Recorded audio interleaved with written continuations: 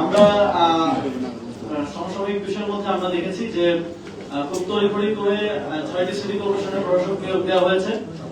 আমরা যদি একটু প্রেক্ষাপটটা বলি, এই ধরনের নিয়োগ দেওয়ার কোনো বিধিবিধান গণঅভ্যুত্থানের পূর্বে ছিল না।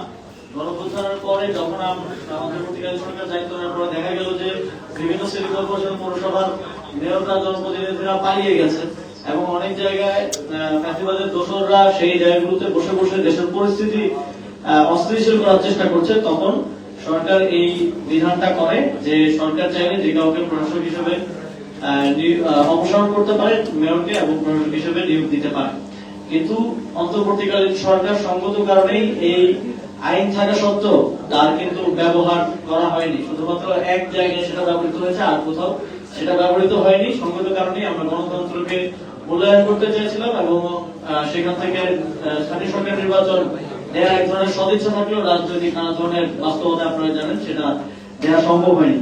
কিন্তু আমরা দেখলাম যে রাজনৈতিক সরকার দায়িত্বে আসার সাথে সাথে যেখানে জনগণের ভোটে নির্বাচিত জনপ্রতিনিধিদের থাকার কথা, সেখানে তারা তাদের দলীয় বিভিন্ন সময় বঞ্চিত কিংবা নির্বাচনে হেরে যাওয়া প্রার্থীদেরকে এক ধরনের সেখানে প্রাইজ পোস্টিং করলেন এবং ৬টি সিটি কর্পোরেশনের প্রশাসক হিসেবে নিয়োগ দিলেন। আমরা মনে করি এটা এই যে নতুন বাংলাদেশের কথা আমরা সবসময় বলি, তার সেখানে গণতন্ত্রের জন্য হুমকি স্বরূপ।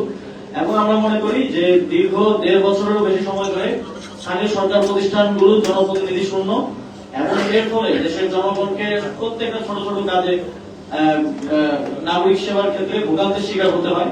সেই বিবেচনায় খুব দ্রুত সময়ের মধ্যে স্থানীয় সরকার নির্বাচন আয়োজন করা প্রয়োজন এবং এই বিষয়ে সরকারের পক্ষ থেকে কোনো স্পষ্ট বক্তব্য আমরা বিপজ্জনকভাবে পাইনি। আমরা আশা করি যে তারা খুব দ্রুত সময়ের মধ্যে টাইমলাইনটা আমাদেরকে দিবে, দেশের জনগণকে দিবে যে কোন কোন সময়ের মধ্যে, যেহেতু কয়েকটি ধাপে স্থানীয় সরকার নির্বাচন হয়, সিটি কর্পোরেশন, পৌরসভা, জেলা, উপজেলা, ইউনিয়ন পরিষদ, এই পুরো টাইমলাইনটা, রূপরেখাটা আমরা দাবি করছি। এবং আমরা দেখেছি যে প্রশাসক নিয়োগ দেওয়ার ক্ষেত্রেও সেখানে স্বচ্ছতার অভাব রয়েছে। সেখানে নির্দিষ্ট ভাবে মেয়াদ উল্লেখ করা নেই।